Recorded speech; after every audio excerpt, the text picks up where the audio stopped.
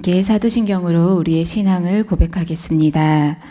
전능하사 천지를 만드신 하나님 아버지를 내가 믿사오며 그 외아들 우리 주 예수 그리스도를 믿사오니 이는 성령으로 잉태하사 동정녀 마리아에게 나시고 본디오 빌라도에게 고난을 받으사 십자가에 못 박혀 죽으시고 장사한 지 사흘 만에 죽은 자 가운데서 다시 살아나시며 하늘에 오르사 전능하신 하나님 우편에 앉아 계시다가 저리로서 산 자와 죽은 자를 심판하러 오시리라.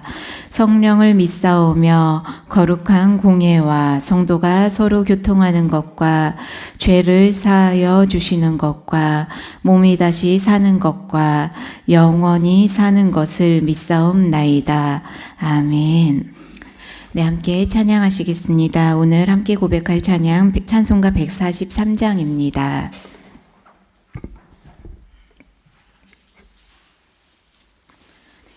찬송가 143장 가사 먼저 함께 고백하겠습니다.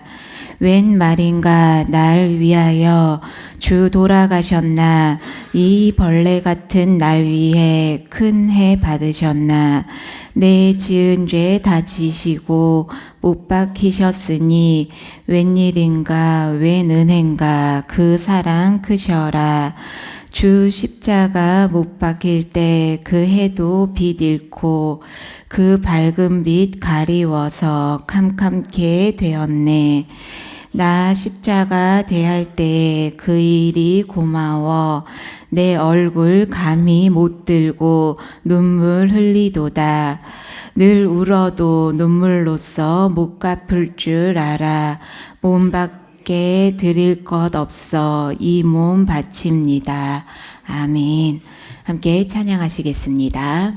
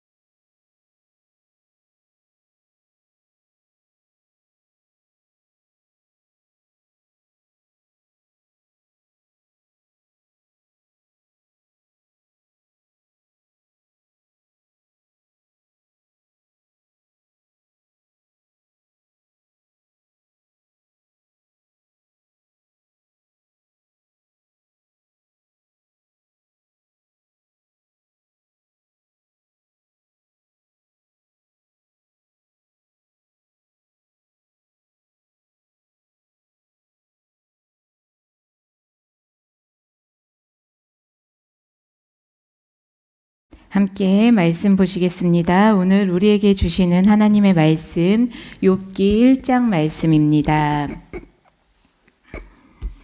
욥기 1장 13절로부터 22절까지 말씀입니다. 말씀 제가 대신하여 봉독해 드리겠습니다. 하루는 욥의 자녀들이 그 맏아들의 집에서 음식을 먹으며 포도주를 마실 때에 사환이 욥에게 와서 아뢰되 소는 밭을 갈고 나귀는 그 곁에서 풀을 먹는데 스바 사람이 갑자기 이르러 그것들을 빼앗고 칼로 종들을 죽였나이다. 나만 홀로 피하였으므로 주인께 아뢰러 왔나이다. 그가 아직 말하는 동안에 또 한 사람이 와서 아뢰되 하나님의 불이 하늘에서 떨어져서 양과 종들을 살라버렸나이다. 나만 홀로 피하였으므로 주인께 아뢰러 왔나이다. 그가 아직 말하는 동안에 또 한 사람이 와서 아뢰되 갈대아 사람이 새 무리를 지어 갑자기 낙타에게 달려들어 그것을 빼앗으며 칼로 종들을 죽였나이다. 나만 홀로 피하였으므로 주인께 아뢰러 왔나이다. 그가 아직 말하는 동안에 또 한 사람이 와서 아뢰되 주인의 자녀들이 그들의 맏아들의 집에서 음식을 먹으며 포도주를 마시는데 거친 들에서 큰 바람이 와서 집 내 모퉁이를 치매 그 청년들 위에 무너짐으로 그들이 죽었나이다. 나만 홀로 피하였으므로 주인께 아뢰러 왔나이다 한지라.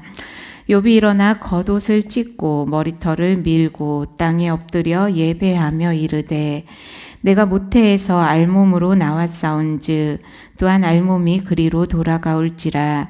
주시니도 여호와시요 거두시니도 여호와시오니 여호와의 이름이 찬송을 받으실지니이다 하고 이 모든 일에 욥이 범죄하지 아니하고 하나님을 향하여 원망하지 아니하니라.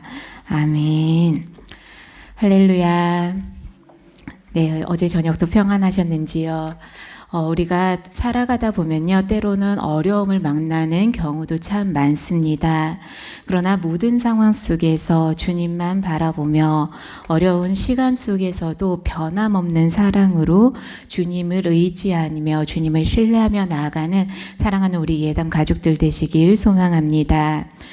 오늘부터 욥기를 통해서 하나님의 말씀, 하나님의 은혜를 이 아침에 함께 나누게 됩니다.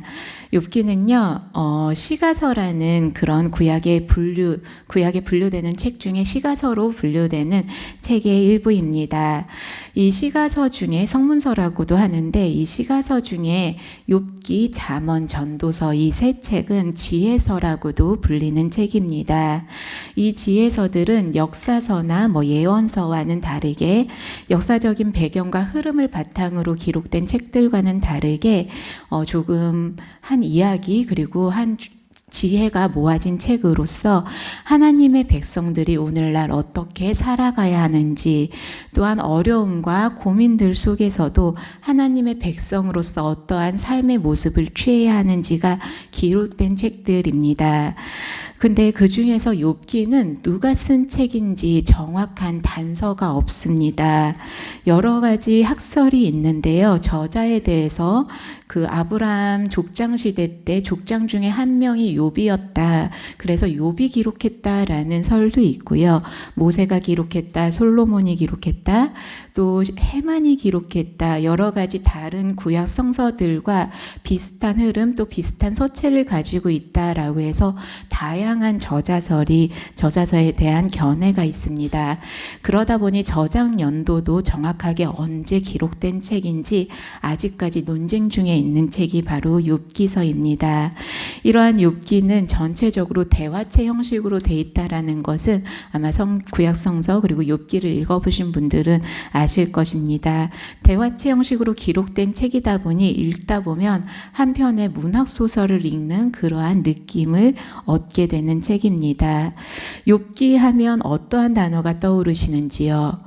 아마 고난이라는 단어를 떠올리실 것입니다. 욥이 겪는 고난 속에서 하나님을 어떻게 고백했는지, 그리고 하나님을 어떻게 깊이 만나게 되는지 앞으로 며칠간의 시간 속에서 우리 또한 욥기를 읽고 또한 만나면서 하나님의 뜻을 향해 나아가는 귀한 시간이 되길 소망합니다. 오늘 1장 말씀 중에 후반절을 같이 읽었는데요. 우리 그 앞부분을 한번 같이 만나보겠습니다. 1절을 한번 같이 읽어보실까요? 욥기 1장 1절 말씀입니다. 말씀 함께 받겠습니다.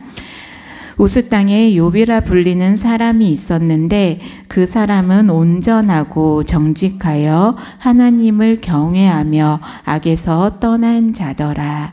아멘. 욥이라는 인물은 하나님 앞에서 온전하고 정직했던, 그리고 악에서 떠난 자였다라고 기록이 되고 있습니다. 그런 욥은 자녀들도 많았고 또한 물질도 재물도 많았던 인물이었습니다. 그런 욥이 그냥 이렇게 기록으로만 남아있는, 그냥 그렇게 사람들에게만 인정받는 욥이 아니었고요. 8절 말씀 한번 보실까요? 8절 말씀 보시면 우리 말씀 함께 받겠습니다. 여호와께서 사탄에게 이르시되 내가 내 종 욥을 주의하여 보았느냐.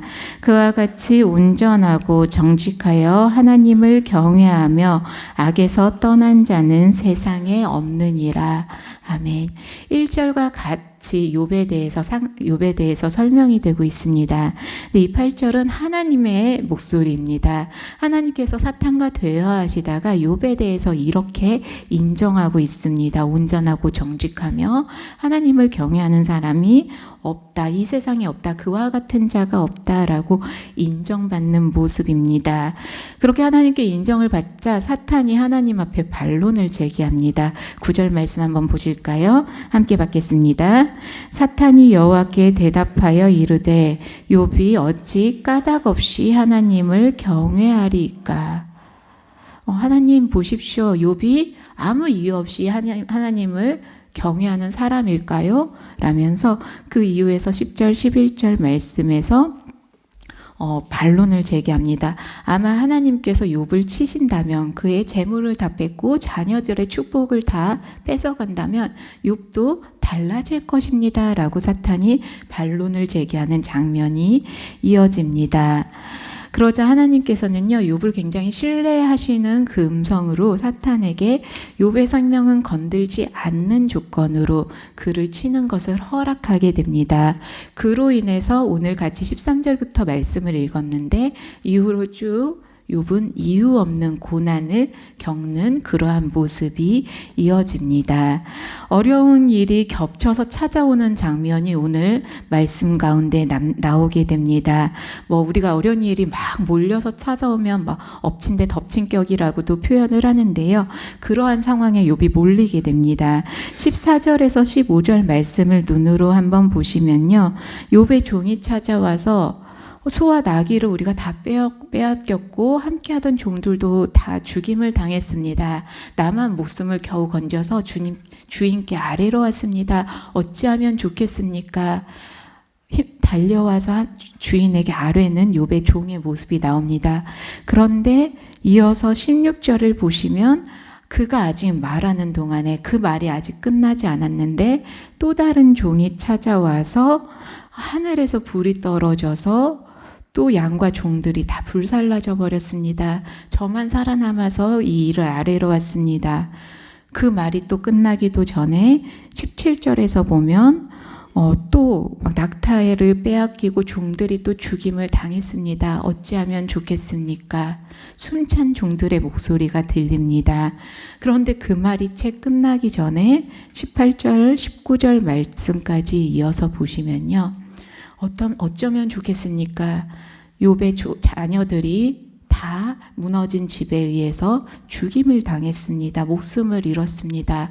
어떻게 하면 좋겠습니까? 종들이 여기저기서 욥에게 달려와서 욥 어떻게 하면 좋겠습니까? 재산을 다 잃게 되었고 종들이 다 죽임을 당했고 자녀들까지 죽음을 당한 상황에 이르렀습니다. 이 상황 어쩌한 일이겠습니까? 정신이 혼미해질 만큼 숨을 쉴 겨를이 없을 만큼 급하게 어려운 소식이 들려오는 장면이 오늘 말씀 가운데 나오고 있습니다. 만약 그 당시 이 자리에 계신 함께 예배드리는 우리 예담 가족들이 그 당시 내가 욥이었다면 어떠하셨겠습니까? 정신을 못 차리셨겠죠. 누구는 충격에 받아서 쓰러지신 분들도 계실 것 같고요. 혼미해진 정신에서 이게 무슨 일인가 식은땀이 줄줄 나지 않았을까, 어떠한 마음이었을까, 그 마음이 감히 상상이 되지 않습니다. 그런 상황에서 우리는 만약에 하나님을 찾았다면 하나님께 무엇라 아뢰었을지 한번 생각해 보셨으면 좋겠습니다. 하나님이라는 그 단어조차, 이름조차 부르지 못할 만큼 충격에 휩싸이지 않았었을까 싶습니다. 근데 그런 상황에서 욥이 행동을 취하고 있습니다. 우리 20절 말씀 한번 보실까요? 20절 말씀 함께 받겠습니다. 욥이 일어나 겉옷을 찢고 머리털을 밀고 땅에 엎드려 예배하며. 아멘. 욥이 재산도 다 잃었습니다. 종들도 다 잃었습니다. 뭐 그런 거 재산 종들 잃는 거보다 욥의 자녀들이 다 목숨을 잃었습니다. 라는 그 음성 앞에, 그 목소리 앞에요.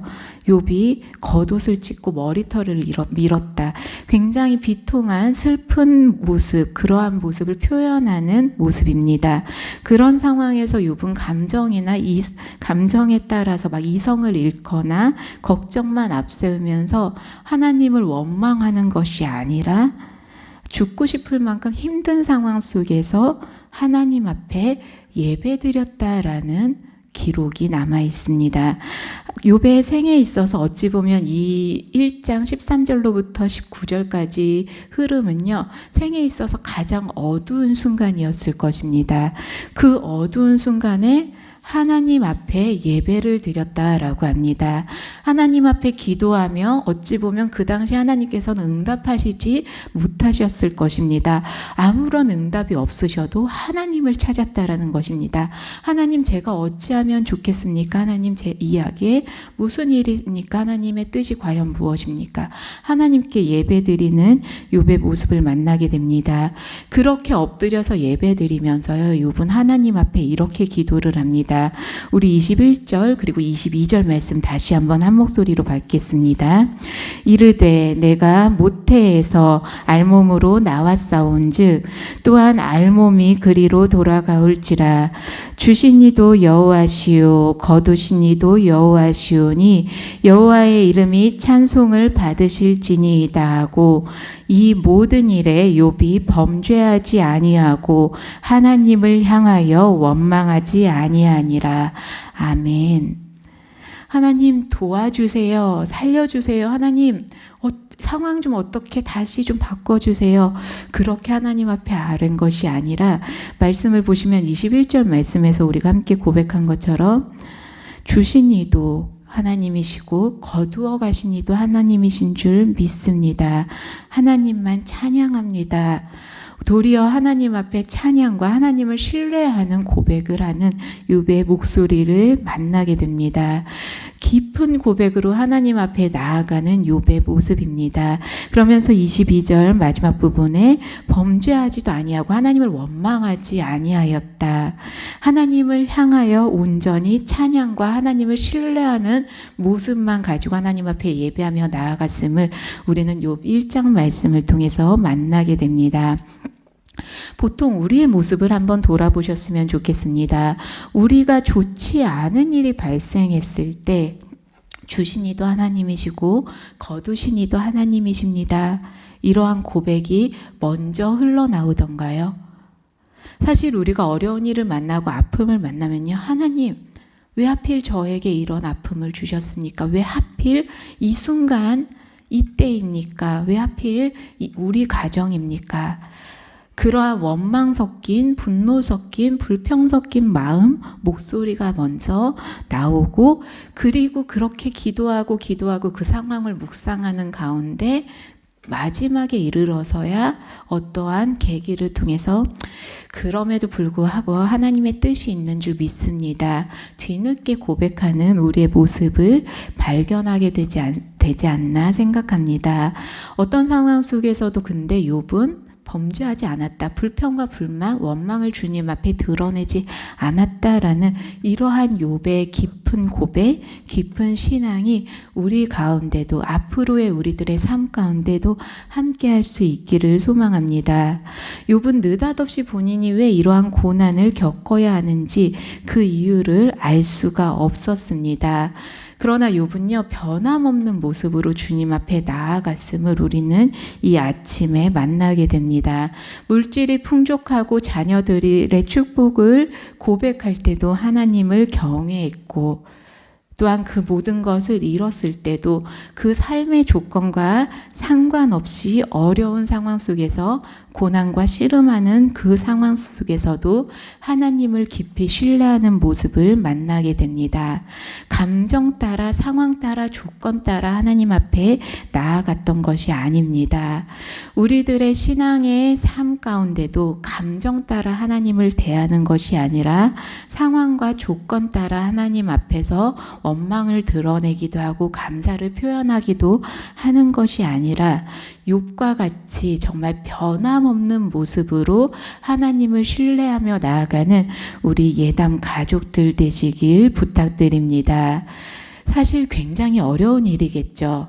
나에게 나의 자녀들을 잃는 아픔이 찾아온다면 내가 평생토록 일군 전 재산, 아주 작은 재산일지라도 그 재산조차 앞으로 내일 살아갈 일이 막막해진 상황이 온다면 그 상황 속에서도 과연 하나님을 찬양할 수 있을까?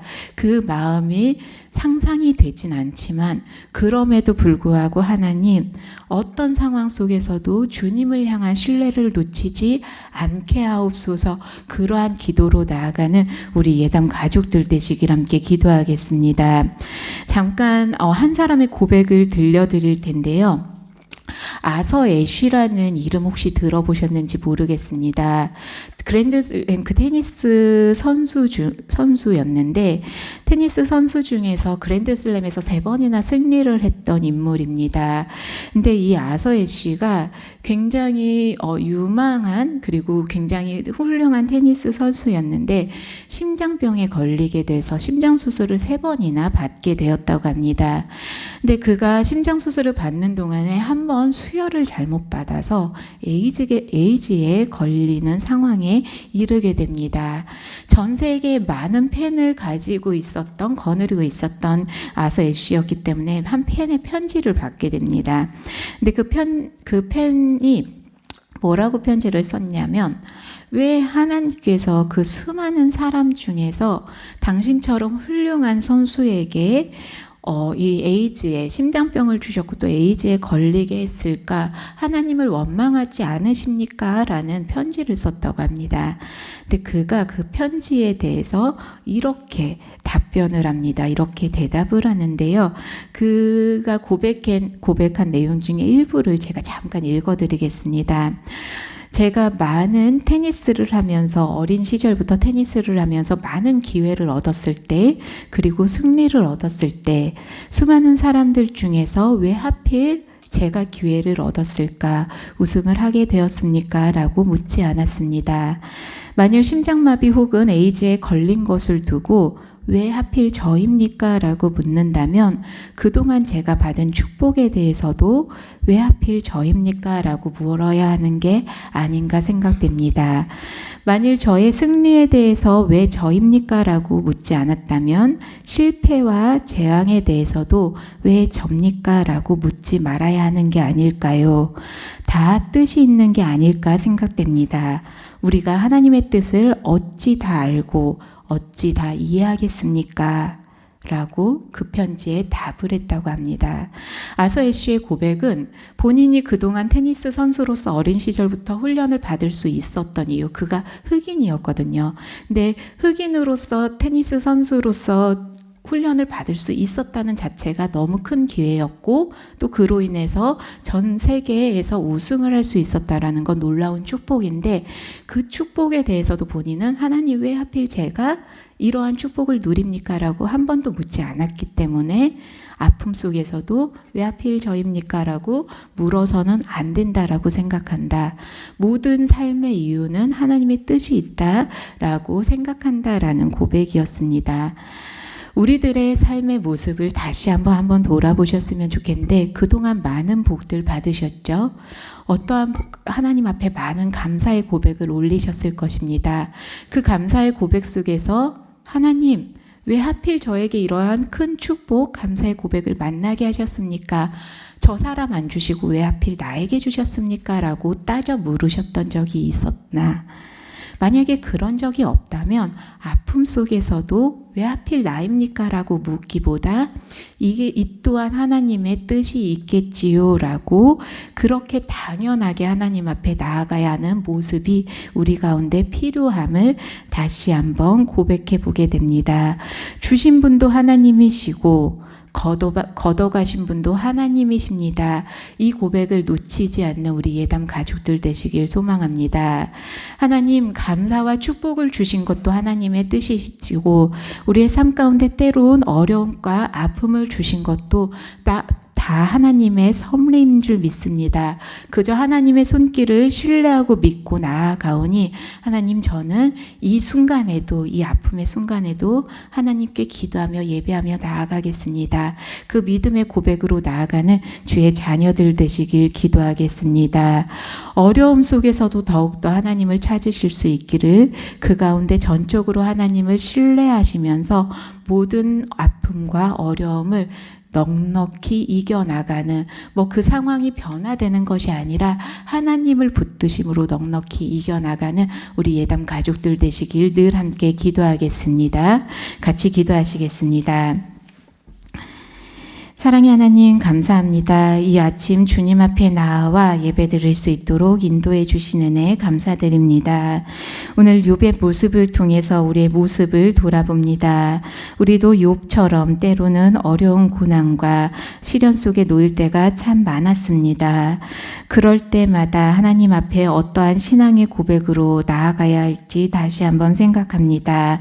어떤 상황 속에서도 조건에 상관없이 하나님을 온전히 신뢰하며 예배드리는 모습으로 나아가는 주의 자녀들 될 수 있도록 인도하여 주시옵소서. 원망하지 않게 하시고 변치 않는 믿음으로 나아가는 발걸음 될 수 있도록 늘 우리를 붙들어 주시옵소서. 그렇게 어떠한 어려움도 넉넉히 이길 수 있도록 그렇게 주님의 자녀로서 주신 분도 거두신 분도 하나님이신 줄 믿습니다. 믿음의 고백으로 우리의 삶이 채워질 수 있도록 주님께서 인도하여 주실 줄 믿습니다.